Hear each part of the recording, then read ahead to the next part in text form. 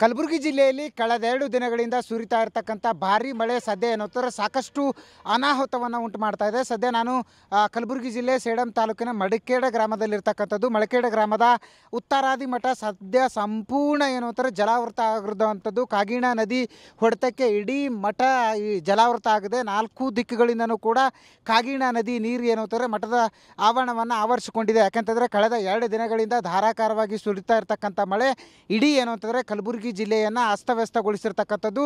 ಅದರಲ್ಲೂ ಗ್ರಾಮೀಣ ಭಾಗದಲ್ಲೂ ಕೂಡ ಸಾಕಷ್ಟು ಪ್ರಮಾಣದಲ್ಲಿ ನಿನ್ನೆ ರಾತ್ರಿಯಿಂದ ಎಡೆಬಿಡದೆ ಮಳೆ ಸುರಿತಾ ಇದೆ. ಹೀಗಾಗಿ ಏನು ಸೇಡಂ ತಾಲೂಕಿನಲ್ಲೂ ಕೂಡ ಅತಿ ಹೆಚ್ಚು ಪ್ರಮಾಣದ ಏನು ಅಂತಾರೆ ಮಳೆ ರಾತ್ರಿ ಇಡೀ ಬಂದಿದೆ. ಹೀಗಾಗಿ ಏನು ಉತ್ತರಾದಿ ಮಠ ಇದೆ, ಈ ಉತ್ತರಾದಿ ಮಠ ಸೇಡಂ ಮತ್ತು ಏನು ಕಲಬುರಗಿ ರಸ್ತೆ ಮಧ್ಯದಲ್ಲಿರ್ತಕ್ಕಂಥ ಮಳಕೇಡ್ ಗ್ರಾಮದಲ್ಲಿ ಉತ್ತರಾದಿ ಮಠ ಇದೆ. ಈ ಉತ್ತರಾದಿ ಮಠ ಸಂಪೂರ್ಣ ಏನು ಅಂತಂದರೆ ಜಲಾವೃತಗೊಂಡಿದೆ. ನೀವು ಕೂಡ ದೃಶ್ಯದಲ್ಲಿ ನೋಡ್ಬೋದು ಯಾವ ರೀತಿಯಾಗಿ ಅಂದರೆ ಸುಮಾರು ಮೊಳಕಾಲುದ್ದಷ್ಟು ನೀರು ಇಡೀ ಮಠದ ಆವರಣದ ತುಂಬೆಲ್ಲ ತುಂಬಿಕೊಂಡಿದೆ. ಸದ್ಯ ಮಠಕ್ಕೂ ಹೋಗೋಕ್ಕೂ ಬರೋಕ್ಕೂ ಕೂಡ ಸಂಪರ್ಕನೇ ಕಟ್ಟಾಗಿದೆ. ಯಾಕಂತಂದರೆ ಮೊಳಕಾಲುದ್ದ ನೀರಲ್ಲಿ ಯಾರೂ ಕೂಡ ಬರ್ತಿಲ್ಲ ಮತ್ತು ಸಾರ್ವಜನಿಕರಿಗೂ ಕೂಡ ಸಾಕಷ್ಟು ಏನು ಅಂತಂದರೆ ವಾರ್ನನ್ನು ಮಾಡಲಾಗ್ತಾಯಿದೆ, ಸೂಚನೆಗಳನ್ನು ನೀಡಲಾಗ್ತಾಯಿದೆ. ಸಾಕಷ್ಟು ಪ್ರಮಾಣದಲ್ಲಿ ನೀರಿನ ಮಟ್ಟ ಏರಿಕೆ ಆಗ್ತಾನೇ ಇದೆ. ಬೆಳಿಗ್ಗೆ ಕೇವಲ 4-5 ಅಡಿ ಇದ್ದಂಥ ನೀರು ಸದ್ಯ ಸಾಕಷ್ಟು ಪ್ರಮಾಣದಲ್ಲಿ ಏರಿಕೆ ಆಗಿರ್ತಕ್ಕಂಥದ್ದು. ಮಠದ ಆವರಣ ಸಂಪೂರ್ಣವಾಗಿ ಏನು ನದಿ ನೀರೇನಿದೆ ಕಾಗಿಣ ನದಿ ನೀರಿನಿಂದ ತುಂಬಿಕೊಂಡಿರ್ತಕ್ಕಂಥದ್ದು.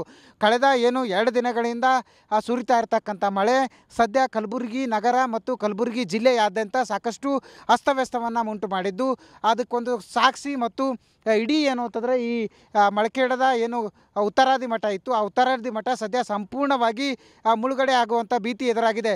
ಇವತ್ತು ರಾತ್ರಿ ಕೂಡ ಒಂದೊಮ್ಮೆ ಮಳೆ ಆಗಿದ್ದೇ ಆದಲ್ಲಿ ಈ ನೀರಿನ ಪ್ರಮಾಣ ಸಾಕಷ್ಟು ಹೆಚ್ಚಾಗುವಂಥ ಸಾಧ್ಯತೆ ಇದೆ. ಕ್ಯಾಮ್ರಾ ಪರ್ಸನ್ ವಿಜಯ್ ಜೊತೆ ದತ್ತಾತ್ರೇಯ ಪಾಟೀಲ್, TV9 ಕಲಬುರಗಿ.